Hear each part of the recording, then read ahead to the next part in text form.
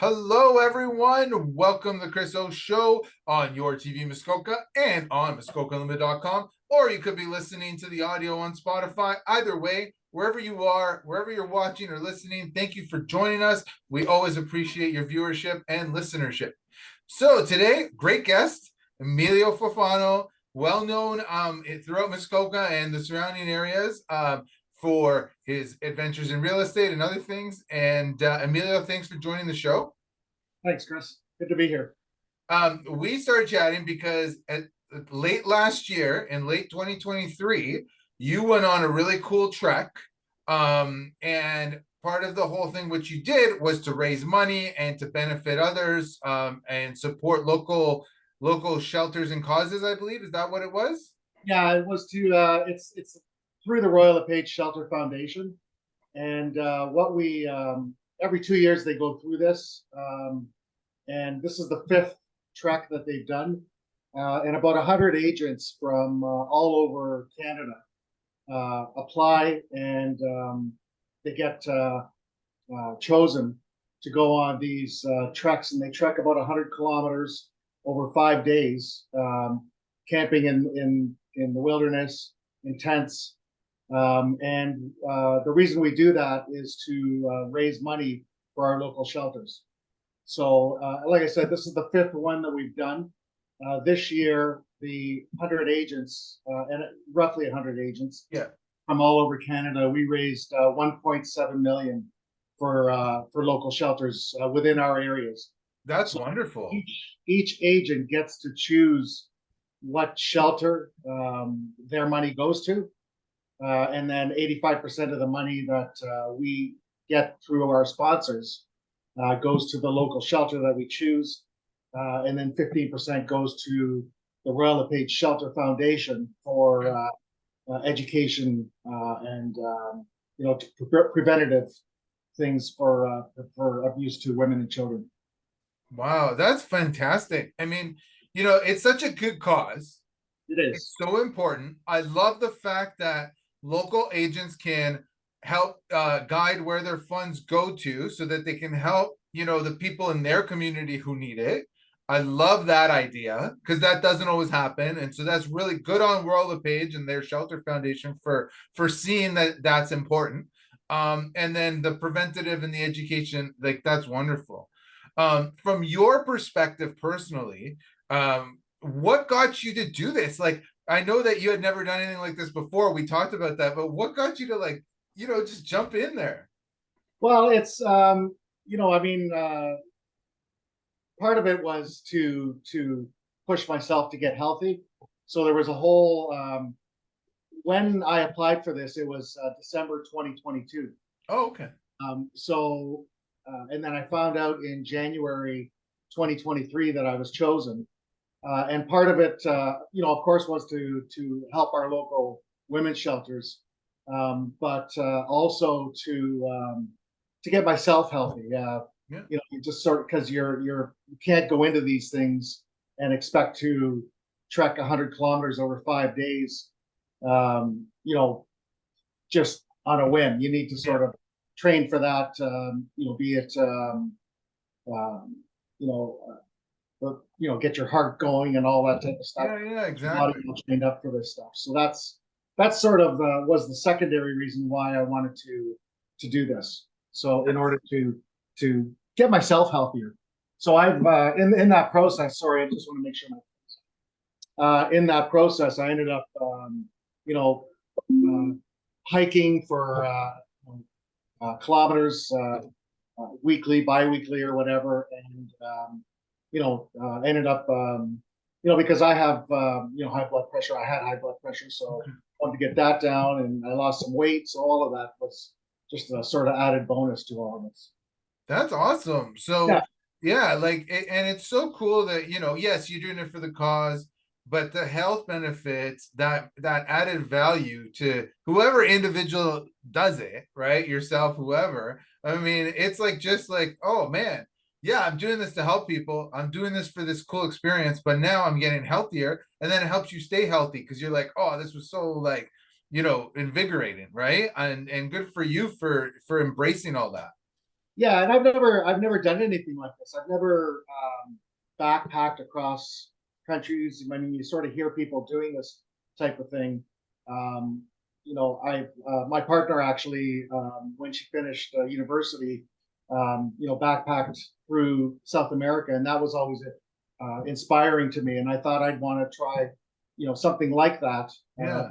Well, and just sort of push myself beyond my comfort zone, and that's that was another reason to do it, was just push myself and realize that I could do that I was stronger than I thought I was. So That's awesome. Now, where exactly did your trek take place? this particular trek, this is the fifth one, like I had said. Yeah. This one was in Quito, Ecuador. Oh, cool. We ended up you find your own way to Ecuador. You have to pay for your flight and pay for your hotels to get there and all of that stuff. Um, so you fly in, you acclimate to the height, the level, the altitude. Yes, yes. Because Quito itself is about 2,600 meters above sea level. Okay. The trek itself, the 30 of us, there was four groups, Yes. about 25 to I'd say 25 in each group, and Okay. you left about 3 or 4 days apart from each other. So and we started out in Quito Yeah. at 2,600 meters, and our highest altitude that we climbed to was 4,200 meters above sea level. Oh, wow. Yeah, yeah. So What was that like for you? Like to, because I've been at altitude before a little bit, not that high, but a little bit. And I know how that kind of feels. Like, what was that like trying to, like you said, get a climate, like a climate, acclimated to the breathing at that altitude? yeah, it was. I didn't find that it was. I didn't notice that as much, Yeah. but I did notice that I got tired easier. I needed to rest more. Just general walking up hills and things like that. Yeah. You lose your breath quicker. Yeah. So all of that. That's really the biggest thing that I noticed was Gotcha. it took more time to sort of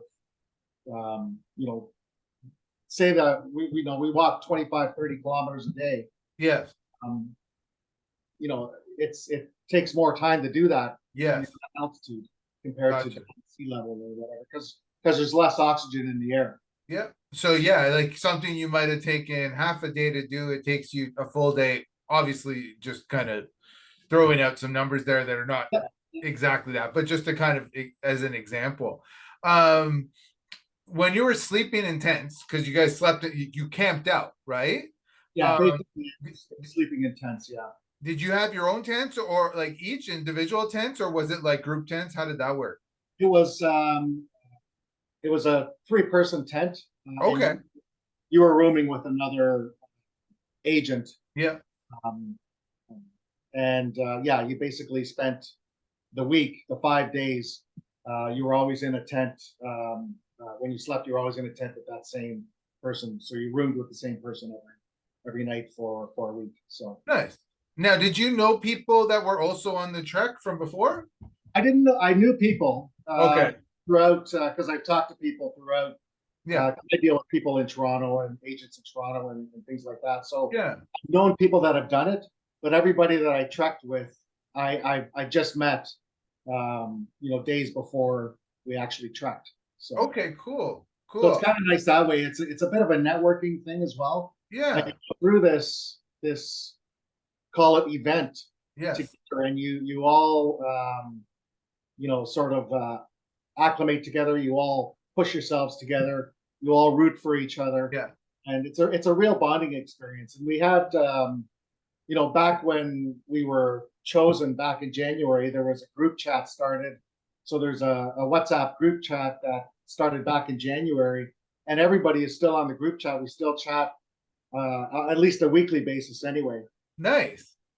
So that's great to have that bond with these people that they understand what you've gone through, and nobody else has gone through that. So it's great in that sense. It's almost it's a real bonding experience. That's amazing. I love that. I love how you guys kind of still talk or at least chat on WhatsApp, right? Like, which Yeah, is amazing. Yeah, and you're always gonna have this kind of bond, like you said, forever, right? Like, because you did this together. yeah, Um, and you can always run into someone somewhere that was on this trek with you, and you guys can always have that little bit of, hey, did that together, and smile and know, and that's wonderful, that's yeah. wonderful. It's um really great. Now, what was the weather like? Did you guys did you get good weather, like good trekking weather, or did you have to fight some elements? No, we fought elements quite a bit actually. Ecuador at that time of year, it was in the last week of November that Okay. I went. So Ecuador in that time of year is you get everything. Yeah. So the first day was relatively sunny, and you're up in altitude as well. So Yeah. the first day was relatively sunny. Then there was a bit of rain at night, a lot of rain, a lot of rain. So even the second day was when we got to the peak, Hmm. and coming down, it just poured, and we could see it come across the field. Yeah. Yeah, you knew it I have was to coming. sort of, yeah, it's incredible. It really is. I've got video of it. Obviously, I can't share that now, but Yeah. um, and you've got a backpack on that weighs say 15 to 20 pounds, Yeah. because not only do you dress for the morning uh, Yes. and the day, but you're throughout the day you could be getting different weather. So Yes. in the video that I have, we can see the rain coming in, and of course we're in trekking pants or whatever, and Yeah. shirts, but we had to get rain gear on because it was just gonna we knew it was gonna pour. So Yes. all putting down our backpacks and putting on rain pants and rain jacket and hat or Yeah. whatever Yeah. we had for the elements.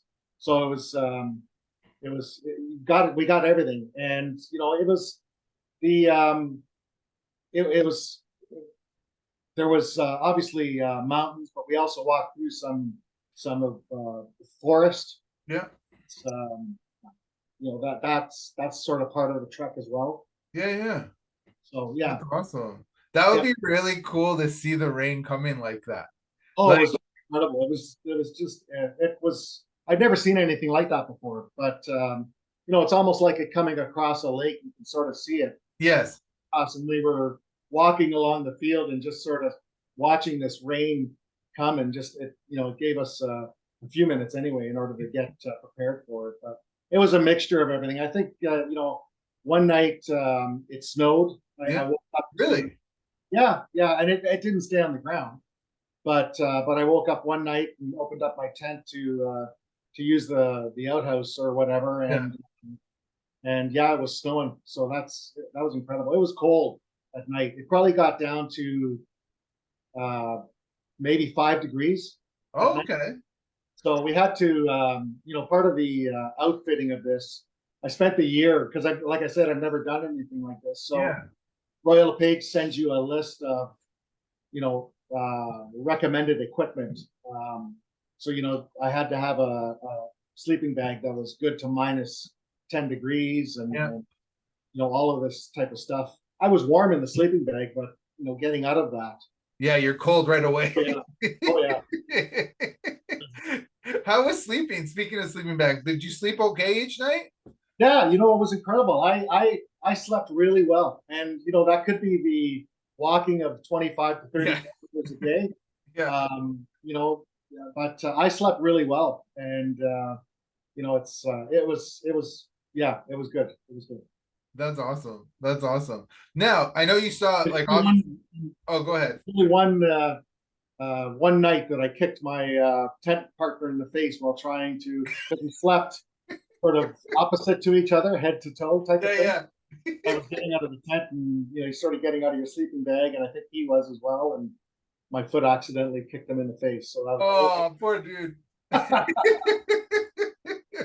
But I hope everything was okay after that. Yeah, it was. It didn't. Yeah, no blood was seen, so that's good. That is good. That is good. Now, you talked about the really, like, obviously the cool environment you were in, the changing weather, the elements that you were facing, those cool views of the rain coming across. Obviously, from altitude, it's even more spectacular.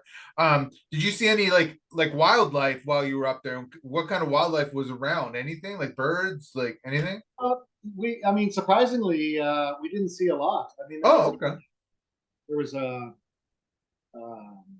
sort of fox that was, native to the area. Yeah. But other than that, I mean, there was some birds here and there, some plants here and there. But unfortunately, I didn't get a chance to see a ton of wildlife. I was hoping to see, because condors are common, Yeah. so I was hoping to see a condor. I didn't get a chance to see that. Okay. Um, so, but yeah, I mean, I did see a llama. Oh, So, wow. I, but I mean, that's the only time I saw it. I had to. We were walking up, and we were still in sort of tourist mode before the trek. Yes. Took a gondola up a mountain, and there was some people there that were, you paid a, because they use American dollars, so you paid an American dollar and you Yeah. got a picture taken with two llamas. So that was the only time I saw a llama. I was expecting to see them out in the Just out in the open. Yeah. yeah, but no, that was it. That's I saw two of them interesting. and I got my picture taken with them, and I had to pay $1 for it. That's all right. What do you do? That's all right. But I'm surprised. That's interesting. Normally, you go to those more remote areas, especially at altitude, and you get to see more wildlife because they're a little more elusive when they're in the sea level where all the people are scrambling around, right? But Well, it's I don't know if it's just because I was surprised how flat the land was. okay. I mean, there was mountains in the distance. Yes. You can sort of see with the picture there. Yeah, yeah. There was mountains in the distance, but for the most part, you were walking along, not relatively flat land, because there was hills and things like that as well. But Yeah. it could be just the lack of forest or whatever, lack of Yeah. coverage. Yeah, yeah, that makes sense. That makes sense. Now, obviously, you had a guide, right? Like everybody had a guide, you were saying? Yeah, each group had guides. So there Yeah. was there was 4 guides, Okay. 4 or 5 guides, and there was a doctor in case anything happened Right. unexpected. So there were those guys that knew the way we were going, Yes. and we followed them. And there was one at the back and one at the front type of thing. Gotcha. And then it was basically just 25 to 30 agents, and we just stayed in a line or whatever, and Yeah. obviously some distance apart, but just followed each other and walked the distance each day. So Very cool. Very cool. And then was there any other like experiences? Like we talked about the rain, we talked about kicking your tent mate in the face. um, right. but like was there any other cool happenings that happened along the way? Well, you know what? I mean, we got to see the city, Yeah. which was it's always nice to see another culture. Yeah. So that was kind of nice. Royal LePage did, because there's shelters in Quito, as well, in Yeah. Ecuador. So Royal LePage did, give money to that shelter as well. It was $10,000 Oh, for very nice. their local shelter in Quito. Very nice. So, but I mean, actually, the other thing that sort of happened, I mean, sunburn is just, you wouldn't believe how easily you burn. You have to have Yeah. uh, sunscreen on and that type of thing. And when I went up on the gondola on the mountain the first day, I didn't think I was out that long, and I ended up getting quite a severe burn on my nose. Really? Yeah, yeah. So you burn really quickly. So that was something I don't know that I expected that. I mean, obviously we had sunscreen, but yeah, because you're at the equator and Yeah. closer to the sun, I guess. So Yeah. yeah. That makes sense though. Yeah, that makes sense because of where you are but and that's good advice for anyone that's going there. Make sure you have extra sunscreen. because you don't want to get burned, right? And put it Yeah, on before so you go. part of the tourism part was we got to see, the equator. Yeah, So basically, latitude 00. So we got to visit that area, and nice. the guides took us there as well. I mean, we obviously had to take a bus to go there, but Yeah, so we got to see that portion of it and understand about the local people and the history and that type of thing. And actually, the guide that showed us around the tourist area, um, at the equator, you can actually um, sit an egg on its end on the head of a nail. really? So Because that's four of us. We all got a chance to try. I didn't yeah, get to do it, but four or get a chance to keep the egg upright. But four of us were able to sit an egg on its end on the head of a nail because you're basically yeah, there. you're just Yeah, there's no sort of there's gravity, but it's straight down. And yes, even at that point, I don't know if you're familiar or not, but in the northern hemisphere, water when it goes down the drain goes one way. yes, yes, In the southern hemisphere, it goes down the other way. yes. On the equator, it basically goes straight down. It doesn't That's even. it. And one of the examples or one of the things they showed us was they moved they had set up a sink and poured Yeah, water. And they moved it 10 feet one way, and the water went around the one one way. way. 10 feet into the northern hemisphere, it went around one way. 10 feet into the southern hemisphere, it went around the other way. So that was kind of interesting. I never would have expected to see that much difference in that Short, amount of yeah, space. in that little short amount of Yeah, space, and it's that much difference. That's really cool, actually. it is cool. Yeah, yeah, And I love that. I love the egg on the nail, like the directly, like yeah, yeah. that's very cool. See, And those that's are a cool ride. That's not a experiences. hard building. That's a ride. We just sat on there. So it was Yeah, kind yeah. That's awesome. That's of, awesome. So, so Emilio, the one thing I was going to ask you is if you got a chance to do this again, would you do it again? oh, 100%. Nice. 100%. It, as I said, they do it every 2 years. Yeah, Royal LePage does. yeah, And they've been to, the other side of it is it's a great way to see the world. for Um, sure. this is the fifth one, as I said. They've been to Iceland, Yeah, they've trekked across the Sahara Desert. They were in Machu Picchu, which is in Peru, yeah. walked up Machu Picchu. And then the last one, because of COVID, they had to stay in Canada. So they went to the Purcell Mountains out in the Rockies, Oh, okay. 100 kilometers. And they do 100 kilometers each time over 5 days. So yeah, I don't know when the next one is. I'm hearing it may be in Asia, but definitely I'm signing up for it again. That's awesome. And how do you raise funds? Because I know it's a fundraiser. How do you raise funds for this? With me primarily, I did through social media and just Okay. talking with people. And Gotcha.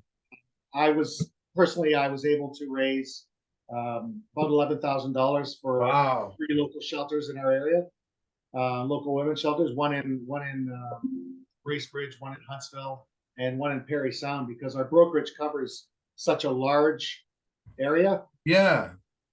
So I wanted to make sure that I raised some funds for each of them, so it gets spread equally across those 3 shelters.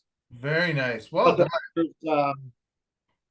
there's people do concerts, Yeah. things like that. I think the most one agent raised. So I mean, 11,000 um, doesn't sound like a lot when you hear that. There was one agent in St. Catharines that raised $70,000 herself Oh my gosh. for her local shelter. So yeah, Yeah, but that's also a bigger kind of center. yeah, You know that's what I I mean mean? that's sort of true too. You're sort of dealing with a different pool of Yes. people as well. So Yes. that makes a difference as well. But the goal each time, whenever you get accepted to go on these treks, the understanding is you're paying for yourself to get there. Yes. And then the other understanding is you need to raise a minimum amount. This Gotcha. year, the minimum amount that Royal LePage set out for us to raise was 6,000 for each agent. Okay. I had to raise a minimum of 6,000 by, I would say by December 1st. Yes. 6,000 to in order to go on this trek. And if you don't raise that amount, then you're obligated to put that amount into the fund. Yourself. Yes. Gotcha. But that was great. You were able to raise almost double that, Yeah, which yeah, is I awesome. was quite happy with that. I was excited about that. I set my goal at 8,000, which Nice. was above the 6,000 that Royal LePage had wanted. I set my Yeah. goal at 8. And there's websites. Royal LePage sets up a website for you personally. Yeah. Mine was emiliotrucks.ca. Yes. People could go onto the website, sign up with their credit card, And make a donation. the donation. Yeah, so I had family members do that, friends Nice. do it, agents within Royal LePage, agents within other brokerages. All of those people had sponsored, thrown money in to sponsor me, Nice. to help me meet my goal in order to make the trek. So yeah. That's awesome. That's awesome. Well, Emilio, that's great. We're almost out of time. Wow, I told you how fast it goes it does. That's sure. when we're chatting.